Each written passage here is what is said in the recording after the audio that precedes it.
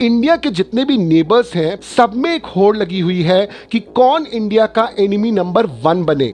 मालदीव्स में तो हमने ऑलरेडी वीडियो बना के रखा हुआ है। फिलहाल बात करते हैं एनिमी नंबर 1 के सबसे 2 प्रमुख कंटेंडर की, पाकिस्तान एंड बांग्लादेश। इंडियंस का कल्चरल वैल्यू काफ़ी रिच रहा है। हमने हमेशा बाहर से आते हुए लोगों के लिए बाहें फैलाई हैं। हमेशा ये माना है कि अतिथि देवो भव, तो बाहर से लोग धीरे धीरे इंडिया में आते गए और वे यहाँ पे सेटल करते गए और फाइनली इंडिया बन गया एक डाइवर्स कंट्री।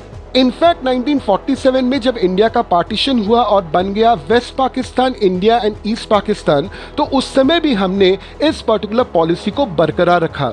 हमने ये मान लिया कि लव दाई नेबर। अब अतिथि देवो भव या फिर लव दाई नेबर, ये दोनों ही प्रिंसिपल्स गलत नहीं हैं, मगर हमको ये याद रखना पड़ेगा कि कोई भी विचारधारा तभी पॉजिटिव रिजल्ट्स दे सकती है जब उस विचारधारा में जो पार्टिसिपेटिंग पार्टीज हैं, दोनों की दोनों पार्टीज उस विचारधारा का उचित सम्मान करें। पाकिस्तान और बांग्लादेश को इंडिया से जोड़ती हुई बहुत सारी चीजें हैं, जिनमें से सबसे पहला है रिलीजन। पाकिस्तान और बांग्लादेश दोनों ही इस्लामिक कंट्रीज हैं। बहुत सारे ऐसे साइट्स जो रिलीजियस इंपॉर्टेंस रखती हैं इस्लाम में, वे इंडिया में हैं। तो काफ़ी तादाद में पाकिस्तान और बांग्लादेश से लोग इन साइट्स को विजिट करने के लिए इंडिया आते हैं। ठीक उसी तरह से इन दोनों देशों में भी बहुत सारी इस्लामिक साइट्स हैं जहां पे इंडियंस जाते हैं विजिट करने के लिए। हिंदुइज्म जो इंडिया का सबसे बड़ा रिलीजन है, इसके भी बहुत सारे साइट्स पाकिस्तान और बांग्लादेश में है।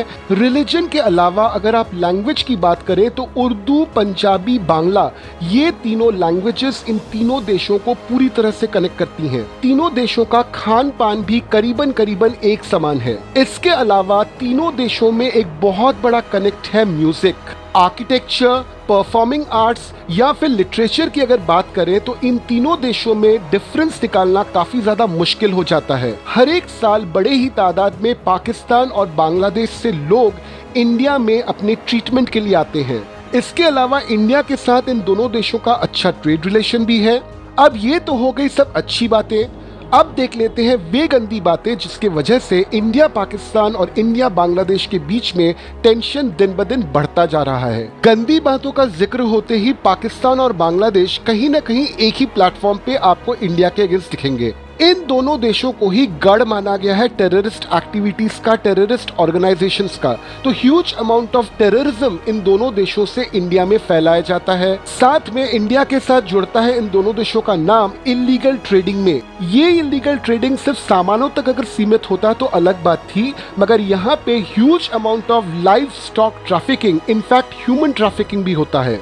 और साथ में Bangladesh as well as Pakistan दोनों ने ही इंडिया को एक नेगेटिव पिक्चर में प्रेजेंट किया है टू द वर्ल्ड। मगर सवाल ये उठता है कि अगर दोनों देशों ने ही एक जैसी एक्टिविटीज की हैं, तो एक्चुअली में इंडिया का एनिमी नंबर 1 है कौन? रिसेंटली बजट आया, डिफेंस फोर्सेस को फाइनेंशियल ईयर 2024-25 में अलॉट किए गए 1.72 लाख करोड़। अब ये डिफेंस का एक्सपेंडिचर जो है, इसका एक लायन शेयर चला जाता है towards the India China border. India Pakistan का बॉर्डर पूरी तरह से सील है। सिर्फ एक जगह है जहां से इन्फिल्ट्रेशन हो सकती है और वो है पीओके। वहीं अगर हम बात करें इंडिया और बांग्लादेश की, तो इंडिया और बांग्लादेश शेयर करता है 4095 किलोमीटर लॉन्ग बॉर्डर, जिसमें से 1116 किलोमीटर्स तो सिर्फ और सिर्फ रिवर बॉर्डर है। बांग्लादेश पूरी तरह से सराउंडेड है by 5 Indian states, West Bengal, Assam, Meghalaya, Mizoram and Tripura.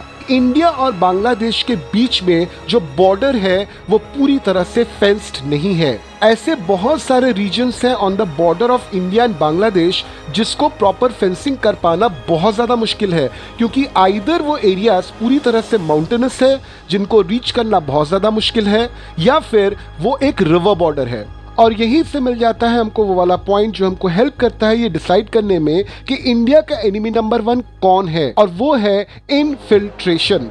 Infiltration का मतलब होता है अवैध घुसपैठ। अगर आपके घर के सामने वाले दरवाजे से कोई आपके पास आए तो उसको आप बोलते हो गेस्ट। आप गेस्ट का स्वागत करते हो, उसकी खातिरदारी करते हो।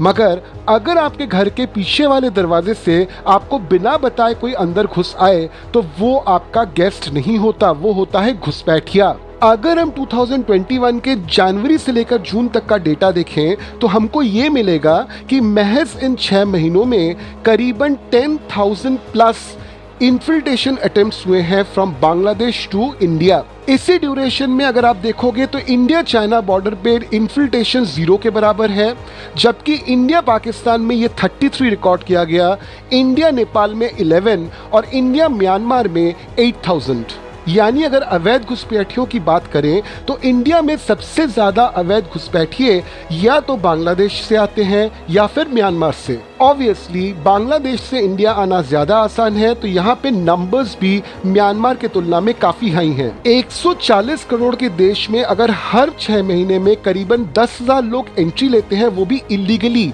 तो जस्ट इमेजिन इंडिया के रिसोर्सेज पे कितना ज्यादा दबाव पड़ता है। जो बॉर्डर एरियाज है वहाँ की डेमोग्राफी बदल जाती है और धीरे धीरे ये लोग फैलने लगते हैं ऑल ओवर इंडिया और ऑल ओवर इंडिया की डेमोग्राफी बदलने लगती है। लोग इन्फिल्ट्रेट करते हैं 3 कारणों से। पहला कारण है कि जिस देश से लोग आ रहे हैं उस देश में उनको बेसिक एमिनिटीज नहीं मिल रही हैं। दूसरा कारण है उस देश में परसिक्यूशन बेस्ड ऑन रिलीजन या फिर लैंग्वेज। थर्ड रीजन जो सबसे इंपॉर्टेंट और सबसे ज्यादा अलार्मिंग है वो है कि वो इन्फिल्ट्रेट कर रहा है जानबूझकर किसी देश में उस देश का नुकसान करने के लिए। तो जैसे मैंने आपको शुरू में बताया कि इंडिया और बांग्लादेश में बहुत सारी सिमिलैरिटीज हैं, तो अगर कोई इंसान इन्फिल्ट्रेट करता भी है तो उसको पहचान पाना बहुत मुश्किल हो जाता है। साथ में जैसे ही वो इंसान यहाँ पे इन्फिल्ट्रेट कर जाता है तो यहाँ पे बहुत सारे लोग उसको मिल जाते हैं जो इमीडिएटली उसको different type of government IDs जैसे आधार कार्ड, पैन कार्ड ये सब बना के दे देते हैं। इनफैक्ट वोटर कार्ड भी उनका बन जाता है। तो ये डिफरेंशिएट करना बहुत मुश्किल हो जाता है कि आखिरकार कौन है इन्फिल्ट्रेटर और कौन है एक्चुअल इंडियन। पहले और दूसरे कैटेगरी के लोगों को आसानी से हम अपने देश में रेफ्यूजी की तरह ट्रीट कर सकते हैं। बहुत सारे इंटरनेशनल लॉज है फॉर रेफ्यूजी प्रोटेक्शन, ये लॉज उन पे लगाए जा सकते हैं, उनको प्रोटेक्शन दी जा सकती है। ऐसा होने पे नंबर ऑफ इन्फिल्ट्रेटर्स का काउंट भी अच्छी तरह से बना रहता है। मगर प्रॉब्लम है ये थर्ड कैटेगरी के लोग। कितने लोग इन्फिल्ट्रेट कर रहे हैं इसका हमको कोई अंदाजा नहीं रहता। इन लोगों का मोटिव क्या है वो हमको नहीं पता। ये लोग हमको कब और कैसे नुकसान पहुंचाएंगे ये भी हमको नहीं पता। इंडियंस के लिए ये बन जाते हैं security threat, economic threat as well as social threat. हाँ, मगर ये कुछ चुनिंदा पॉलिटिकल पार्टीज के लिए वोट बैंक जरूर बनते हैं। इन्फिल्ट्रेटर्स के पास पाने के लिए तो बहुत कुछ है, खोने के लिए कुछ नहीं। पिछले 76 इयर्स में अभी तक पार्टीशन का जख्म भरा नहीं है। साथ में इंडिया में time to time community clashes होती रहती हैं। तो ये इन्फिल्ट्रेटर्स अननेसेसरी केओस लगाते हैं और इससे लग जाते हैं कम्युनल क्लैशेस इंडिया में। तो इस हिसाब से अगर देखें तो चूंकि इंडिया में इन्फिल्ट्रेशन हाईएस्ट होता है फ्रॉम बांग्लादेश, तो फिलहाल के लिए बांग्लादेश को हम इंडिया का एनिमी नंबर 1 मान सकते हैं। तो फिर अब बात करते हैं सॉल्यूशंस की। नंबर 1, इंडिया और बांग्लादेश में इमीडिएटली होनी चाहिए बायलैटरल टॉक्स इस सीरियस इशू पर। जिन एरियाज में फेंसिंग हो चुकी है उन एरियाज को वापस से चेक किया जाए। जिन एरियाज में फेंसिंग अभी तक नहीं हुई है उन एरियाज में फेंसिंग को इमीडिएटली कर लिया जाए और साथ में बीएसएफ यानी कि बॉर्डर सिक्योरिटी फोर्स को प्रॉपर्ली इन एरियाज में तैनात कर दिया जाए। ये हमारी नादानी होगी अगर हम ये मान के चले कि 140 करोड़ के देश में सभी के सभी लोग पेट्रियोटिक हैं।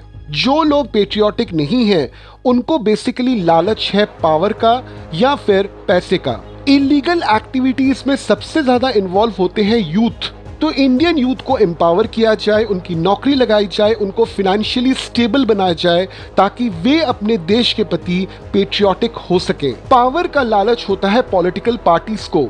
तो इंडिया के जो सिडेशन रूल्स हैं उन रूल्स का इस्तेमाल किया जाए उन पॉलिटिकल पार्टीज या उन पॉलिटिकल लीडर्स या फिर नॉर्मल जनता के अगेंस्ट जो लोग इंडिया के अगेंस्ट में खड़े हो जाते हैं डिफरेंट फोरम्स पर। हम सब इंडियंस जो अपने घरों में चैन से रात को सो पाते हैं इसका पूरा श्रेय जाता है हमारे डिफेंस फोर्सेस को। डिफेंस फोर्स में काम कर रहा हर एक इंसान हमारे देश का असली हीरो है। 200-300 के टिकट में 3 घंटे पर्दे पे जो आपको दिखता है वो बेसिकली एक बनावटी हीरो है। तो झटपट हमको कमेंट में बता दीजिए कि आपके हिसाब से इंडिया का एनिमी नंबर 1 कौन है और इस पूरे प्रॉब्लम का सलूशन क्या हो सकता है आपके हिसाब से। वीडियो अगर आपको अच्छा लगा तो इसको लाइक कीजिए, अपने फ्रेंड्स और फैमिली में इसको शेयर कर दीजिए, हमारे चैनल को सब्सक्राइब कर लीजिए और बेल आइकन पे प्रेस कर दीजिए ताकि फ्यूचर के जितने भी वीडियोस हैं सबका नोटिफिकेशन आपको प्रॉपर टाइम पे मिलता रहे। वापस आपसे मिलेंगे एक दूसरे वीडियो के साथ विद येट अनदर टॉपिक। जय हिंद।